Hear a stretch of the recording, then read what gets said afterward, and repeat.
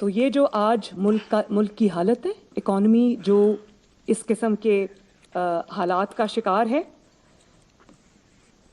Load shedding आज वापस आ गई है, मुल्क संभलने में नहीं आ रहा, दुनिया आपसे नाराज बैठी है, तो वो उन 4 सालों की कारस्तानी है और उसके पीछे अदलिया का बहुत बड़ा हाथ है, उनके जो फैसले आए। तो आवाम पर जो 4 साल में क़यामत टूटी है, जिसके बाद आज भी आम आदमी संभल रहा, दुनिया आपसे नाराज बैठी है, तो वो उन 4 सालों की कारस्तानी है और उसके पीछे अदलिया का बहुत बड़ा हाथ है, उनके जो फैसले।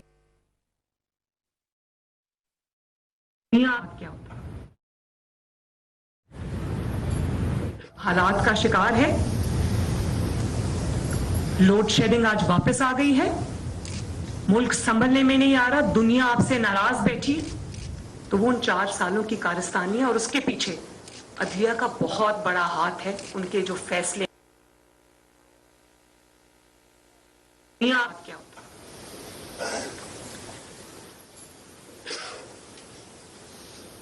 तो ये जो आज मुल्क की हालत है, इकॉनमी जो इस किस्म के हालात का शिकार है,